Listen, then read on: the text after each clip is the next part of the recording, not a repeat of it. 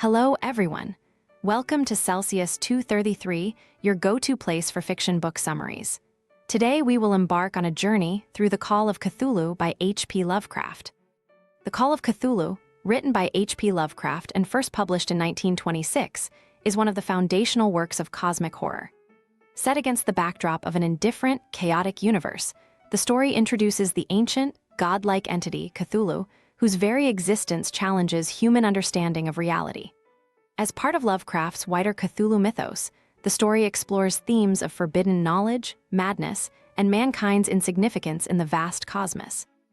Plot summary: Francis Wayland Thurston, a man of quiet intellect and curiosity, found his life thrust into a shadowy realm when his great-uncle, Professor George Gamel Angel, passed away unexpectedly.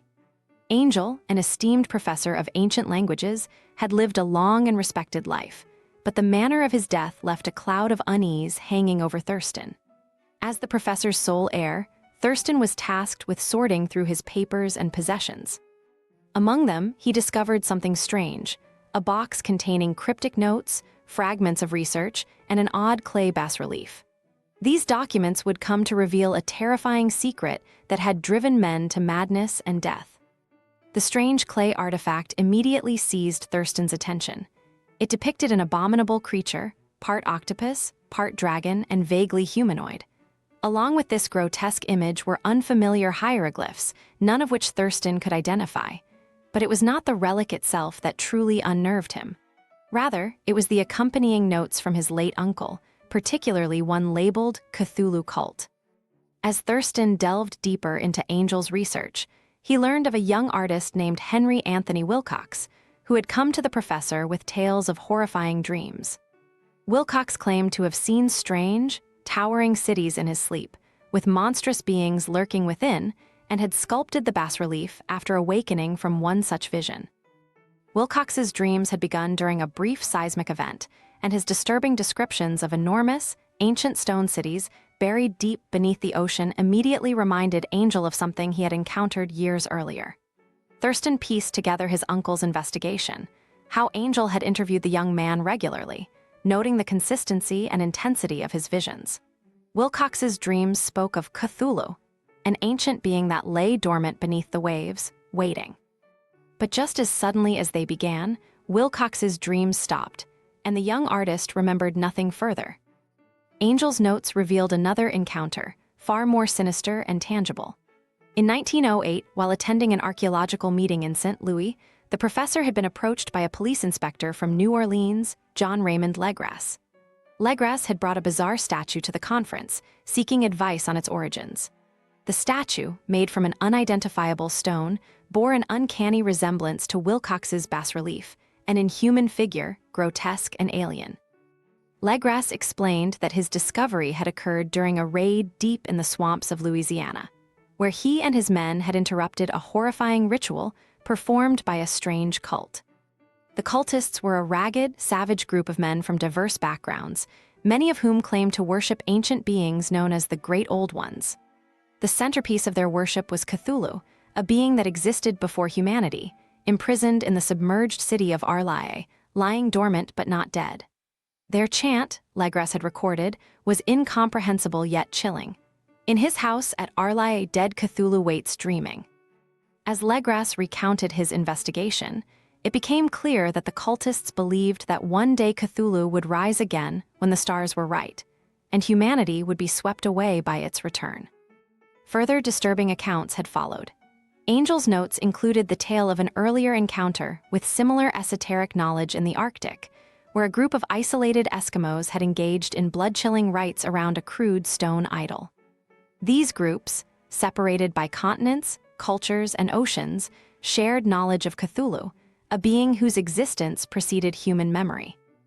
Angel had become obsessed with piecing together these fragments of forgotten lore, tracing how such knowledge had survived for centuries among hidden sects and ancient mythologies. The idea that such a creature could lie in wait beneath the sea, slumbering, sent his rational mind spiraling toward dread. As Thurston read deeper, the story took a more immediate turn.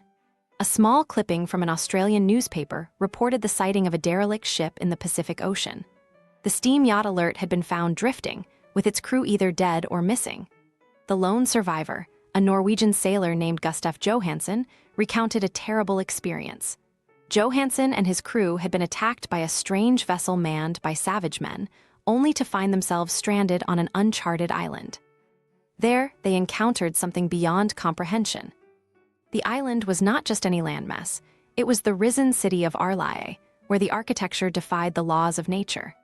The landscape twisted in impossible ways, and the geometry itself seemed to pulse with malevolence. While exploring, Johansen and his men had unknowingly released something from the depths, the creature Cthulhu, an immense and nightmarish being whose very form defied human understanding.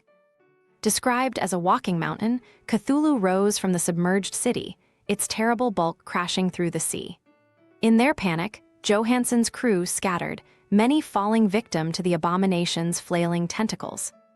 In a desperate, mad act of survival, Johansen had steered their ship directly into the creature, managing to temporarily disrupt its physical form. He and his last surviving crewmate had escaped, though the other man later succumbed to madness and died. Johansen himself survived long enough to recount his tale in a manuscript Thurston now held, but it was clear that his mind had been shattered by what he had seen. The entity that had risen from the sea was no mere creature. It was a god, something ancient and terrible, whose existence made a mockery of human life and civilization. Thurston closed his great uncle's papers, understanding now why the professor had wished to keep these findings hidden. The truth he had uncovered was too terrifying to be shared, for it undermined everything humans believed about their place in the universe. Cthulhu, the slumbering god, would rise again, and there was nothing humanity could do to stop it.